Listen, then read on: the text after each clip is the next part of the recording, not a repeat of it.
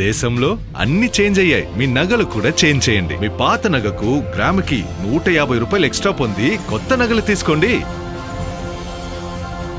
అదే తక్కువ తరుగుకు మీ లలితలో మాత్రమే.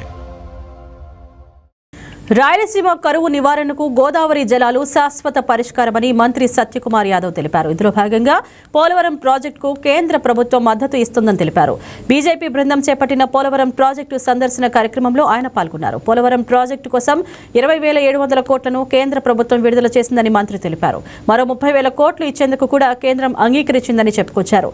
పోలవరం ప్రాజెక్టుపై కేంద్ర ప్రభుత్వం ఎన్డీఏ కూటమి పూర్తి స్థాయి దృష్టి సారించిందని బీజేపీ రాష్ట్ర అధ్యక్షుడు మాధవ్ స్పష్టం చేశారు.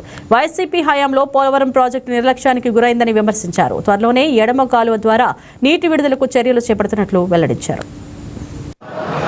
2014లో ప్రధాని నరేంద్ర మోడీ గారి అధికారంలోకి వచ్చిన తర్వాత మొట్టమొదటిగా ఈ ప్రాజెక్టు ముందుకు సాగాలి కాబట్టి తెలంగాణ ముప్పు మండలాన్ని మొట్టమొదటి క్యాబినెట్లోనే ముప్పు మండలాన్ని ఆంధ్రప్రదేశ్ చేర్చడం, తర్వాత అదే రోజు రాత్రి గౌరవ రాష్ట్రపతి ద్వారా ఆర్డినెన్స్ విడుదల చేయడం ఈ పోలవరం ముందుకు సాగడానికి పునాదులు వేసింది.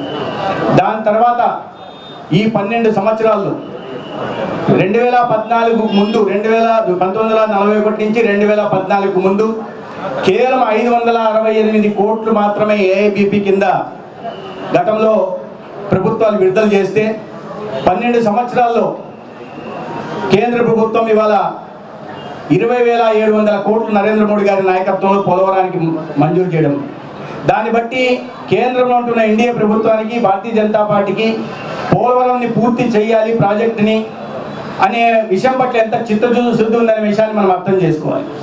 అయితే గతంలో 2014-19 మధ్య విభజన చట్టంలో ఇది 90% కేంద్ర ప్రభుత్వం 10% రాష్ట్రం అంటే 2016లో మళ్ళీ నరేంద్ర మోడీ గారి ప్రభుత్వం దీన్ని 100% కేంద్రమే నిధులు ఇస్తుంది, పూర్తిగా జాతీయ ప్రాజెక్టుగా ప్రకటించి మేమే నిర్మిస్తామని చెప్పడం, తదన అనుగుణంగా రాష్ట్రానికి నిర్మాణ పనులు అప్పచెప్పడం కూడా మనం చూసాం.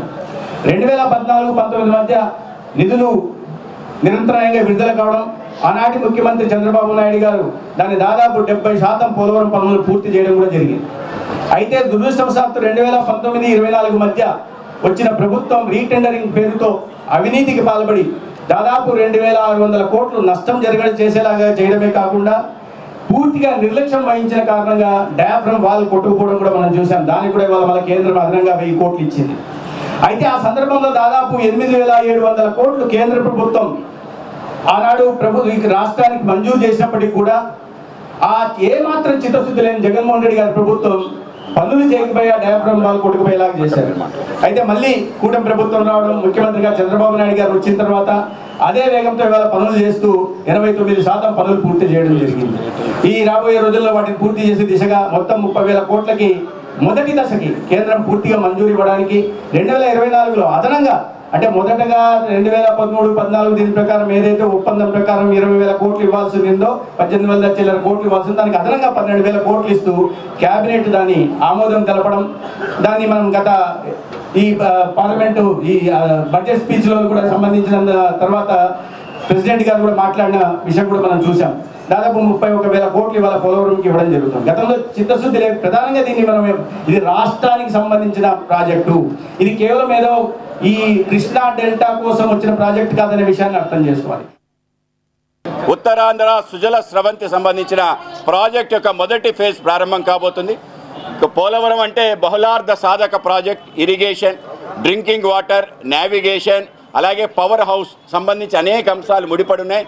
కేవలం ఆంధ్ర ప్రాంతమే కాకుండా పక్కనున్న తెలంగాణ, కర్ణాటక, మహారాష్ట్ర ప్రాంతాలకు కూడా దీని లాభం చేకూరబోతుంది. పక్కనున్న ఒరిస్సాతో కూడా ఇటువంటి ఒక బహుళార్థ సాధక ప్రాజెక్ట్ దేశంలో కాదు ప్రపంచంలో కూడా లేదు. దీని యొక్క చరిత్ర, దీని వెనకాల ఉండే పోరాటం, దీని వెనకాల ఉండే కథ, అన్ని రకాల విశేషాలు పోలవరానికి ముడున్నాయి. కనుక ఈ యొక్క పోలవరానికి సంబంధించిన ఈ అన్ని అంశాలని పరిశీలించడానికి, అనేక రకాల విషయాలు ప్రత్యక్షంగా తెలుసుకోవడానికి ఇవాళ భారతీయ జనతా పార్టీ ఆధ్వర్యంలో ఎమ్మెల్యేలు, ఎమ్మెల్సీలు, ఎంపీలు అందరం కలిసి వెళ్ళాలని చెప్పి అనుకున్నాం.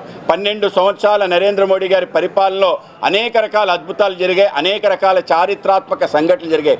అన్నిటికీ కూడా ఆంధ్ర ప్రాంతానికి సంబంధించి అత్యంత ప్రత్యేకత కలిగి ఆ యొక్క స్థానాన్ని తీసుకొచ్చి ఇవాళ దేశం యావత్తు కూడా పోలవరానికి సంబంధించిన పనులు ఏ విధంగా జరుగుతున్నాయనే విషయాలు శ్రద్ధగా చూస్తున్నారు. అలాగే రాష్ట్రం కూడా త్వరలో పూర్తి స్థాయిలో సస్యశ్యామలం కాబోతూ 14 లక్షల ఎకరాలు సస్యశ్యామలం అవే దిశగా జరుగుతున్న ప్రాజెక్ట్ యొక్క పనులు, దానికి సంబంధించి అనేక రకాల విశేషాలు తెలుసుకోవడానికి ఈ యొక్క డెలిగేషన్ వెళ్ళటం జరుగుతుంది. దీంట్లో మా యొక్క కేంద్ర మంత్రివర్యులు శ్రీనివాస్ వర్మ గారు, అలాగే మా యొక్క రాష్ట్ర మంత్రివర్యులు శ్రీ సత్యకుమార్ గారు, అలాగే మా యొక్క పురంధరేశ్వర గారు రాష్ట్ర అధ్యక్షుడిగా మాజీ మంత్రివర్యులు శ్రీమతి పురంధరేశ్వర గారు, అలాగే మా యొక్క ఎమ్మెల్సీ శ్రీ సోమ్ వీర్రాజు గారు, అలాగే మా యొక్క ఎమ్మెల్యేలు నల్లమిల్లి రామకృష్ణారెడ్డి గారు, పార్థసారథి గారు, అలాగే ఎన్ఈఆర్ గారు, అలాగే మిగతా అందరం కలిసి ఈ యొక్క ప్రాజెక్టును సందర్శించి అనేక రకాల విషయాలు తెలుసుకోవడంతో, అలాగే రాబో కాలంలో దాన్ని కేవలం ఒక ప్రాజెక్ట్ అనే కాకుండా ఆ ప్రాజెక్టుతో పాటు పర్యాటకానికి సంబంధించిన అంశాలు ఏవైతే ఉన్నాయో వాటన్నిటిని కూడా పూర్తి స్థాయిలో పూర్తి చేసి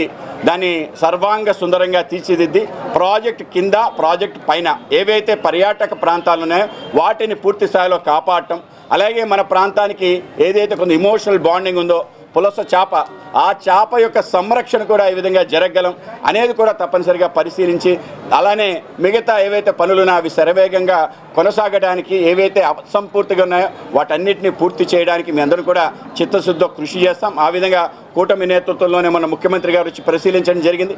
ఇవాళ పార్టీ ఆధ్వర్యంలో 12 సంవత్సరాల మా యొక్క నరేంద్ర మోడీ గారి పరిపాలన సందర్భంలో రాష్ట్రంలో చేసిన ఏ అంశాలు ఉన్నాయో ఆ అంశాలన్నీ కూడా ప్రజలకి కళ్ళకు కట్టినట్టు చూపించాలనే ఆలోచనతోనే ఈ యొక్క యాత్రని మేము కొనసాగిస్తున్నాం. ఆ విధంగా వెళ్ళి సందర్శించిన తర్వాత మీ అందరూ బంగారం బ్యాంకులో ఉంటే అది మీ అప్పు, అదే శివా గోల్డ్ కంపెనీకి తీసుకొస్తే అది మీ పెట్టుబడి. తాకట్లో ఉన్న మీ బంగారాన్ని మేము విడిపించి ఈ రోజు మార్కెట్ ధర కొని స్పాట్లో మీ నగదు మీకు అందిస్తాం. ప్రతి నెల వడ్డీలు కట్టడం లాభమా లేదా ఇలా చేయడం లాభమా మీరే ఆలోచించుకోండి. శివా గోల్డ్ కంపెనీ, అప్పులేని ఆనందకరమైన రేపటికి సరికొత్త మార్గం. జస్ట్ ఒక కాల్ చేయండి. తాకట్లో ఉన్న మీ బంగారాన్ని విడిపించి ఈ రోజు మార్కెట్ రేట్కే కొనబడును.